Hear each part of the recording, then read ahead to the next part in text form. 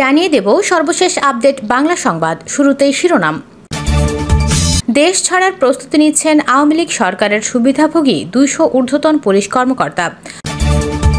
প্রধানমন্ত্রীর দেশ ছেড়ে পালানোর পরিকল্পনা ফাঁস করল পিনাকি ভট্টাচার্য।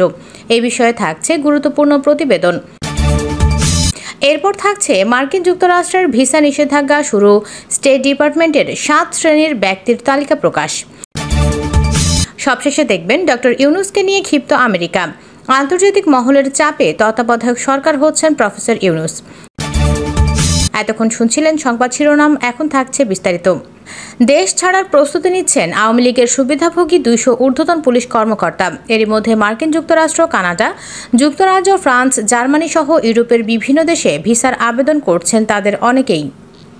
গোয়েন্দা সংস্থা ও বিভিন্ন সংস্থা থেকে জানা গেছে, ফেব্রুয়ারির প্রথম সপ্তাহ থেকে ভিসার আবেদনগুলি করা হয়েছে। এই তালিকায় ঢাকা মেট্রোপলিটন পুলিশ, ডিএমপি, সদ্য বিদায়ী কমিশনার ও অতিরিক্ত আইজিপি, ডিআইজি ও অতিরিক্ত ডিআইজি সহ এমপি মর্যাদার বেশ কয়েকজন কর্মকর্তা রয়েছে।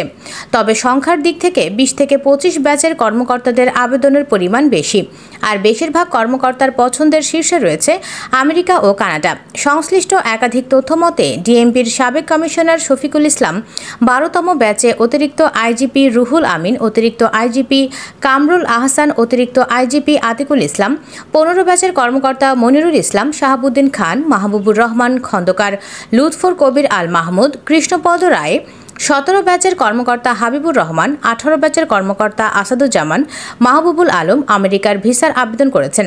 17 ব্যাচের মিজানুর রহমান, হাফিজ আক্তার, আনোয়ার হোসেন এবং মঈনুদ্দিন কানাডার ভিসার আবেদন করে রেখেছেন।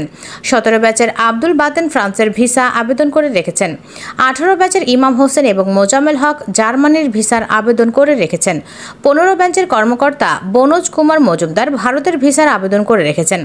দেশ ছাড়তে প্রস্তুতি নিয়ে কর্মকর্তাদের পছন্দের শীর্ষে আমেরিকা, কানাডা হলেও অনেকে জার্মানি, যুক্তরাজ্য, সুইজারল্যান্ড, ফ্রান্স, পর্তুগাল, গ্রিস, তুরস্ক ও থাইল্যান্ডের ভিসা আবেদন করেছেন। তবে ইতিমধ্যে কতজন ভিসা পেয়েছেন তা এখনও নিশ্চিত হওয়া যায়নি।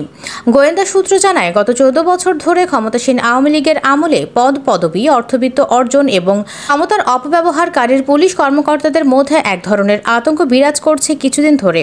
উল্লেখ্য, নানা দেশে ভিসার আবেদন করা পুলিশের ঊর্ধ্বতন কর্মকর্তাদের বেশিরভাগই গত 1 যুগ ধরে অতি উৎসাহী হিসেবে বিরোধী দল মতের ওপর দমনপীড়ন জানিয়েছে। পিনাকি ভট্টাচার্য বলেন, বাংলাদেশকে একেবারে ডুবিয়ে দিয়েছে হাসিনা। বিদেশি ঋণ দিয়ে বাংলাদেশের বিদেশি ঋণ গত 10 বছরে মানে হাসিনার বিনা ভোটে আমলে 3 গুণ বেড়েছে। এখন মোট ঋণের পরিমাণ $96 বিলিয়ন, যা বাংলাদেশ ব্যাংকের রিজার্ভের তুলনায় 4 গুণ বেশি। তাহলে আমাদের আশেপাশের দেশগুলোর বৈদেশিক ঋণ গত 10 বছরে কত গুণ বেড়েছে একটু দেখে নেই। বাংলাদেশের ঋণ বাড়ছে 3 গুণ, পাকিস্তানের ঋণ বাড়ছে 101%, ইন্ডিয়ার বাড়ছে 83%, আর দেউলিয়া শ্রীলঙ্কার 119% ঋণ বেড়েছে।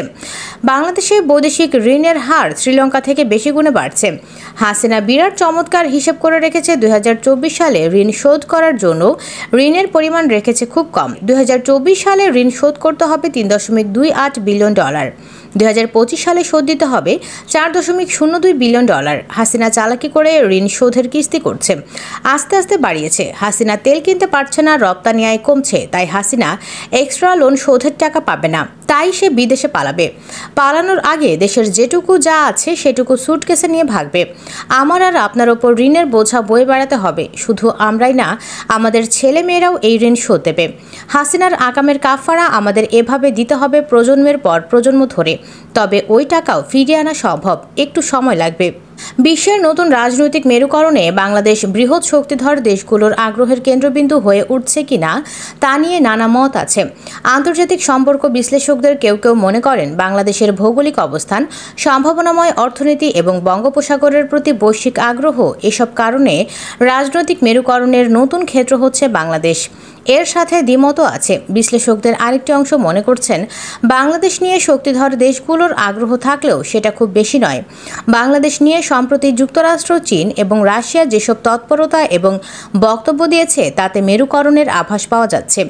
নির্বাচন নিয়ে বর্তমান সরকারের ওপর যুক্তরাষ্ট্রের চাপ দৃশ্যমান হলেও চীন এবং রাশিয়ার অবস্থান যুক্তরাষ্ট্রের সাথে সামঞ্জস্যপূর্ণ নয়।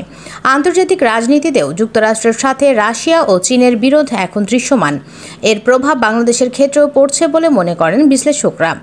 বাইডেন প্রশাসনের পররাষ্ট্রনীতির একটি অংশ হচ্ছে বিশ্বের বিভিন্ন দেশে গণতন্ত্র ও মানবাধিকার প্রতিষ্ঠার পক্ষে কাজ করা, এরই অংশ হিসেবে তারা বাংলাদেশের বিষয়ে আগ্রহী হয়েছে। দ্বিতীয় কারণ হচ্ছে আমেরিকার একটি ইন্দো প্যাসিফিক কৌশল আছে যেটি সক্রিয়ভাবে কার্যকর করতে তারা মনোনিবেশ করেছে। এ কারণেই এশিয়া অঞ্চলে বন্ধু সংগ্রহে আগ্রহী যুক্তরাষ্ট্র। আমেরিকার লক্ষ্য চীন রাশিয়া বলয় থেকে বাংলাদেশকে গণতান্ত্রিক বিশ্বের বলয়ের সাথে সংযুক্ত করা বা সংযুক্তিকে আরও শক্তিশালী করা। ইউরোপীয় ইউনিয়নভুক্ত দেশগুলোও চায় বাংলাদেশে যাতে গণতন্ত্র শক্তিশালী হয়। একই সাথে এসব দেশে বাংলাদেশকে যেসব সুবিধা, বিশেষ করে বাণিজ্য সুবিধা দেয়া হয়, তার পেছনে মূল উদ্দেশ্য হচ্ছে বাংলাদেশের গণতান্ত্রিক প্রক্রিয়া শক্তিশালী রাখা। হাসিনা সরকারের দমনপীড়ন নিয়ে আবারও উদ্বেগ প্রকাশ করল হিউম্যান রাইটস ওয়াচ। রিপোর্ট বলেছে, প্রধানমন্ত্রী শেখ হাসিনা প্রতিপক্ষের পদত্যাগের আহ্বানের দাবিতে আলোচনা প্রত্যাখ্যান করার পর তাদের আরও দমনপীড়ন বাড়ানো হয়েছে। দেশকে কঠোর হস্তে শাসন করার অভিযোগ আছে শেখ হাসিনার বিরুদ্ধে। ব্যাপকভাবে মানবাধিকার লঙ্ঘনের অভিযোগে তার প্রশাসনের বেশিরভাগ সিনিয়র পুলিশ কর্মকর্তার বিরুদ্ধে নিষেধাজ্ঞা দিয়েছে যুক্তরাষ্ট্র। নতুন মার্কিন ভিসা নীতির আওতায় কাদের ফেলা হয়েছে, কতজনকে ভিসা নিষেধাজ্ঞা দেওয়া হয়েছে, তাদের ভূমিকা ও অবস্থান কী ছিল, এমন প্রশ্নের জবাবে ডোনাল্ড লু বলেন, আমরা শুরু থেকেই বলেছি এই নীতির আওতায় ভিসা নিষেধাজ্ঞা যাদের দেওয়া হবে তাদের নাম আমরা প্রকাশ করব না। কাউকে ভিসা না দেওয়া সহ যে কোনো ভিসা রেকর্ড মার্কিন আইন অনুযায়ী গোপনীয় তথ্য। আমি এটুকু বলতে পারি যে এই নীতি ঘোষণা করার পর থেকে সার্বিক ঘটনা খুব কাছ থেকে আমরা দেখেছি। সাক্ষ্য প্রমাণ ভালোভাবে পর্যালোচনা করার পর আমরা আইন প্রয়োগকারী সংস্থা, ক্ষমতাসীন দল ও বিরোধী রাজনৈতিক দলের সদস্যদের ওপর ভিসা নিষেধাজ্ঞা আরোপ করেছি। এই নীতির উদ্দেশ্য হল সহিংসতা কমানো এবং অবাধ ও সুষ্ঠু নির্বাচনকে বাধাগ্রস্ত করে এমন যে কোনো কর্মকাণ্ড প্রতিরোধ করার মাধ্যমে বাংলাদেশের জনগণের গঠনমূলক অংশীদার হওয়া। বিরোধী দল বাংলাদেশ জাতীয়তাবাদী দল বিএনপির বিরুদ্ধে ব্যাপক দমনপীড়ন চালানো হয়েছে। এর ফলে দলটি নির্বাচন বর্জন করেছে। এ অবস্থায় 7 জানুয়ারি অনুষ্ঠিত জাতীয় সংসদ নির্বাচন নিয়ে পশ্চিমারা সমালোচনা করেছেন। তারা বাংলাদেশে গণতন্ত্রের পশ্চাৎপসারণ নিয়ে উদ্বেগ প্রকাশ করেছেন। শেখ হাসিনাকে বিজয়ী ঘোষণা করার পরপরই যুক্তরাষ্ট্র বলেছে তারা বাংলাদেশে এই নির্বাচনকে অবাধ ও সুষ্ঠু বলে স্বীকার করে না। নির্বাচনের পর 9 জানুয়ারি নিজ দল আওয়ামী লীগের দলীয় কর্মীদের এক সভায় ভাষণ দেন শেখ হাসিনা। সেখানে তিনি অভিযোগ করেন যে বিএনপি তার অজ্ঞাত বিদেশি প্রভুদের পক্ষে কাজ করছে। 2026 সালে জাতিসংঘের স্বল্পোন্নত দেশের তালিকা থেকে উন্নীত হওয়ার কথা বাংলাদেশে। এই পট পরিবর্তনের পরে ইউরোপিয়ান ইউনিয়নের বাজারে শুল্কমুক্ত এবং কোটামুক্ত রপ্তানি সুবিধা প্রত্যাহারের আগে 3 বছর সময় পাবে বাংলাদেশ। বাংলাদেশে বিশ্বব্যাংকের সাবেক প্রধান অর্থনীতিবিদ জাহিদ হোসেন ডয়েচে ভেলেকে বলেছেন, বাংলাদেশ পশ্চিমা দেশগুলোর সঙ্গে অর্থনৈতিক সুবিধাগুলো ধরে রাখতে বিকল্প পন্থা ব্যবহার করতে পারে।